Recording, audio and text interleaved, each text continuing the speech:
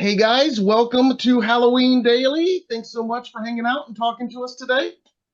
Hello, how you doing? Hello.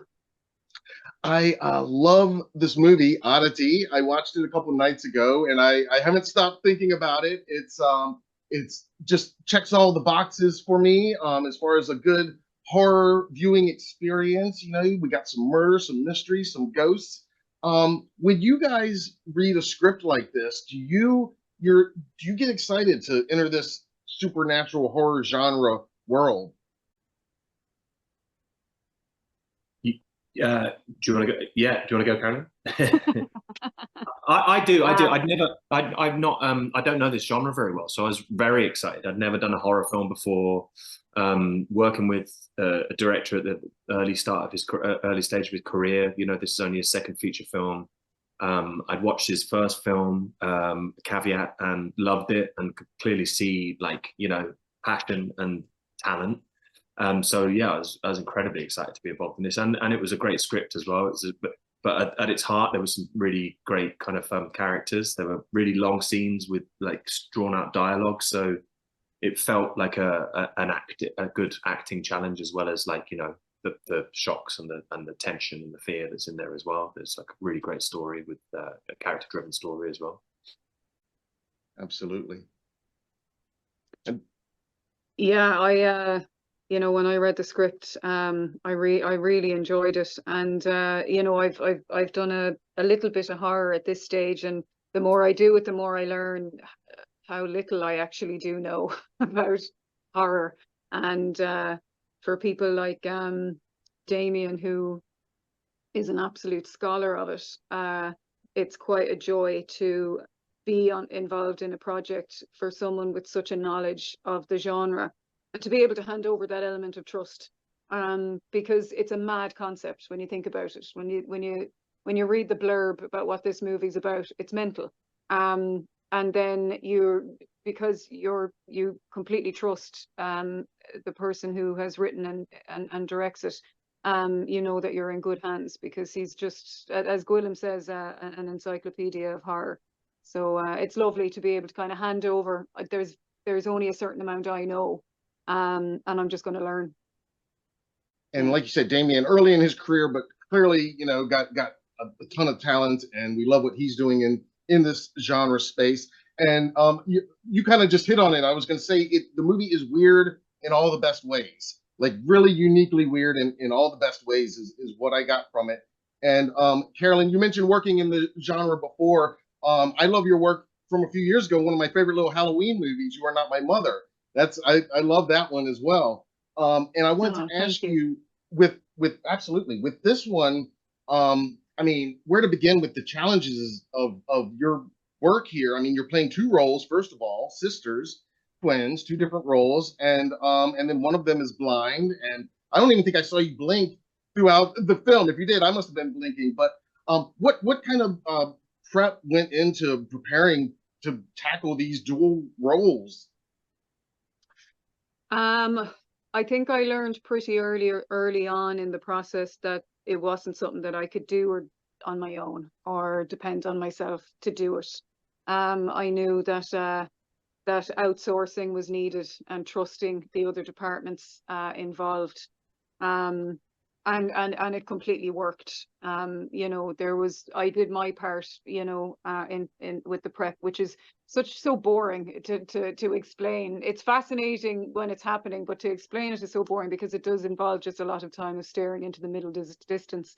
But getting other departments involved, I remember the costumes, you know, the first costume fitting with Suzanne and Jenny, it just completely opened my eyes to particularly who Darcy was.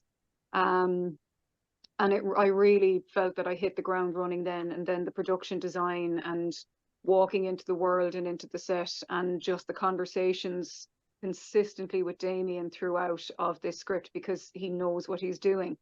I just knew I wasn't going to be able to do it on my own, so it just involved a lot of help from other people, you know. A total collaboration, obviously. Oh, absolutely. Yeah. Yeah. And the house it takes place mostly in, and that's kind of a character in itself. But I loved those early scenes in the store. Actually, I was kind of obsessed with the store, and I'm looking in the background at like all those masks and just different items and imagining what all that is. Can each of you talk just a little bit about shooting in that set piece there? I thought that was just so cool. Yeah, it was stunning, wasn't it? Yeah. And I had just said previously that it was it was built and taken down so quickly. But so much thought and consideration was taken into that particular, and it's such a short scene when you think about it, because a lot of it then happens in the house and in the hospital. It's just one scene, and it just packs some punch, and it really establishes who Darcy is. She's, you know, she's like a little doll in there, and it just really contextualizes her. It was incredible. Walking into it for the first time, we got little glimpses of it as it was being built. But on the day shooting it, and just being able to just live in it for a little while was pretty incredible. It was very easy to, I know for me, to be able to kind of live the character of Darcy just from what Lauren did with the production design. It was incredible. Yeah. It's also, yeah, just, it plays into the eccentricity of it and eclectic nature of that shop as well. It was easy for Ted to be so skeptical. It's a kind of mad little space that everything is kind of all over the place and has no kind of connection to each other, and it's very easy to kind of play the skepticism of being in that space. But it's I know that Damien has a real fascination with objects. He always talks about that. His interest in the weird little trinkets and objects, and they've been the kind of like basis for both of his films so far. The first film, in Caveat, there's a kind of weird little doll of a rabbit playing a cymbal, which is you kind of see in Oddity in the shop in the background at one point. And obviously there's a lot of objects in this film that kind of form the foundation for it. So I've no doubt that he was kind of looking at that little shop and seeing all these little objects that Lauren, the art designer, had put in, and his brain's probably whirring. He's probably written about 10 films just looking at that set, I'm sure. He probably has. Like I said, I mean, my brain was going just kind of, you know, looking in, and like you said, it's a short scene, but it was just so cool. And I love the idea that, you know, don't shoplift anything because all the items are cursed. I thought that was a hilarious, but very fitting for the setting and who we're dealing with here. And I wanted to ask you guys, because, you know, the film, it's about oddities, and obviously there's this life-size wooden mannequin totem, I guess you would call it, that's kind of at the center of this. But in real life, do either of you have anything that might be considered an oddity that you keep around your house, or you have a certain sentimental value for? Oh, that's a good question. I did bring the chest that the wooden man lived in. I brought that home. So that now exists in my house. Probably a bit large to be considered an oddity, but I'm going to go with it because I'm delighted that it's in my house. That works. I don't know. I'm looking around now because I'm at home, but I can't think of anything. I just spent about 3 months in Australia, and I brought back a couple of beautiful little kind of carvings and Aboriginal carvings that are very beautiful, and I know there's meaning behind those. They're quite precious and to me at the moment, but yeah. Hopefully they don't have any kind of sinister, you know, powers. And Gwilym, you mentioned Ted being the skeptic, obviously, here in this story. What was it about that character that you really wanted to bring of yourself into? Hopefully not too much, because he's quite an unsavory character. He's a kind of arrogantly has a sense of superiority, a real kind of cynic and kind of anti-theist. Anyone that has any belief in the supernatural or in religion even, he has complete and utter disdain for, and it's not good enough for him just to have that disdain. He wants to take them down. He wants to kind of destroy them and prove that they're wrong. So I hope there's not too many similarities there. But yeah, I was listening to lots of Christopher Hitchens at the time. Not that I'm comparing Christopher Hitchens the same way at all, because he's kind of a brilliant intellect, but just that kind of level of acerbic and kind of cerebral speed of thought, and the kind of articulate nature of someone like that was a good starting point, I think, in the research to try and get to who Ted is and how he speaks and how he interacts with people. But yeah, I hope that's where there's not too many similarities. Nice. For our last couple minutes here before we let you go, if you'll indulge us, as you can see, every day is Halloween for us. We're always thinking about Halloween, and I'm always curious to talk to people that didn't grow up in the States.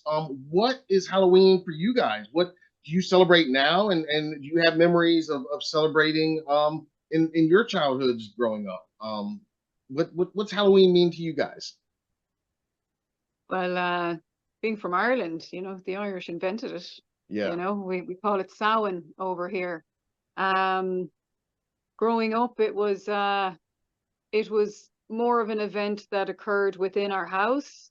You know what I mean? It wasn't kind of, trick-or-treating wasn't a huge thing, but nowadays it's a big deal. And it's one of my favorite times of year. I love it. Mm-hmm. Apparently when the veil between the living and the dead is at its thinnest. So that's always exciting to think about, you know? Absolutely. Yeah, I've started to embrace it. I've got a family of my own now, so I'm starting to embrace it a little bit more now that that's the case. But yeah, I don't think we did too much growing up. Yeah, I think my dad was a lapsed Catholic, and maybe there was some kind of skepticism about evil spirits and Halloween. I don't know. Or maybe he just didn't want to pay for the sweets and chocolate and all that kind of thing. I don't know. And the costumes, and yeah. Mm. We had black plastic bags put over us, and we made our own witches' hats. Do you know what I mean? Like it was never this thing where you went out and bought a costume. You made your costumes, and that was always a lot of fun. And we had the barn brack where you wanted to find the ring in it. Did you ever have that? We didn't have that, but definitely the homemade costumes definitely rings true for me. Yeah, we made all of our costumes. I remember one year my mum made a pumpkin costume. It was absolutely incredible. But now it's like it's a whole show now, isn't it? It's a whole big thing and a whole industry. Yeah. Absolutely. Yeah, it's all about the sweets. Yeah. Absolutely. Absolutely. All right, our final question we always ask everybody: your favorite costume you've ever worn and your favorite Halloween treat or candy. Oh God, costume. Oh my God. I can't remember the last time. Probably one of my favorite costumes, and it's kind of adjacent to the Halloween theme, was the costume that I wore on the Halloween night of You Are Not My Mother, that movie. That was a lot of fun to wear, because at that stage her skin was melting off her, and she was looking very very poorly indeed. So that was a lot of fun to wear. And favorite Awesome. Halloween candy, probably, you always want a toffee apple to be delicious, and it just never is. So I am optimistic that some Halloween I will find a delicious toffee apple. I think I went to a Halloween night in New York as a kind of zombie-fied Andy Warhol with the kind of like black polo neck, and I found like a really cut off wig and then just gave myself some kind of zombie makeup. And I think that was the first time I'd ever experienced like an American Halloween in New York. All the kind of like parade and everything. I was like, wow, this is something else. This is next level. Having done all of those homemade costumes when we were growing up, being a pumpkin, made out of some cut up cardboard. I was like, this is okay. They've elevated it. Everything's bigger in America. And then candy wise, we used to tie a piece of string with loads of donuts on it. Is that a thing? And then you had to eat the donuts off the string with your hands behind your back. Oh, what? Man, I haven't heard of that. We did that with apples. That's bobbing for apples. Got to do with donuts. Yeah. I'd probably go donuts. Yeah. Awesome. Well, that all sounds awesome and delicious equally.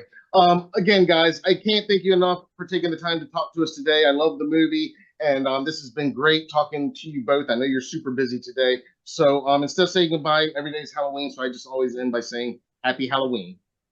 Happy Halloween. Thanks Oh, very much. happy Halloween. I want it to be Halloween now. Happy Halloween.